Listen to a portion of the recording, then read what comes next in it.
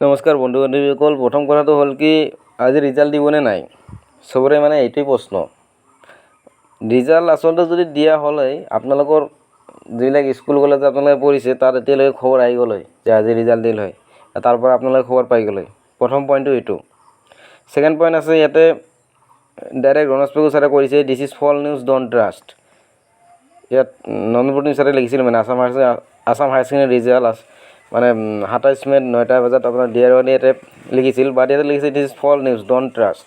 তাৰপিছত নন্দনপট্টনী ছাৰে আৰু এটা মানে টুইট কৰিছে, এনেকৈ টুইট কৰিছে তাক মানে বহুতো ছ'চিয়েল মিডিয়াত মানে এইটো পাব্লিছ হৈ আছে যে আজি 9টা বজাত মানে ৰিজাল্ট দিব বুলি। কিন্তু এইটো মানে ইয়াতে কৈছে এতিয়ালৈকে হায়াৰ ছেকেণ্ডেৰীৰ আচলতে ৰিজাল্টৰ ডেট আচলতে ঘোষণা হোৱা নাই বা ডিচাইড হোৱা নাই, এনেকুৱা ধৰণৰ কথা মানে কৈ আছে। তো বন্ধু বান্ধৱীসকল, ইমান নেটত চাৰ্চ কৰি ইমান কি কৰি একো লাভ নাই, ৰিজাল্ট নিদিয়ে। ৰিজাল্ট দিয়া হ'লে আপোনালোকৰ স্কুল কলেজত প্ৰথমতে আপোনালোকৰ খবৰটো আহিলে হয় যে প্ৰিন্সিপাল ছাৰে আপোনাক খবৰটো আহিল আজি ৰিজাল্ট দিব বুলি, কিন্তু সেনেকুৱা কোনো নিউজ নাই। বিশেষকৈ আজিৰ দিনটোত ৰিজাল্ট কিয় মানে ঘোষণা বুলি মানে ছ'চিয়েল মিডিয়াত কি হৈছে, আজি 27 তাৰিখ মে' 27 তাৰিখ মানে যোৱাবাৰ আপোনালোকৰ 27/6/2022 ৰিজাল্ট দিছিল, মানে জুন মাহৰ 27 তাৰিখে দিছিল।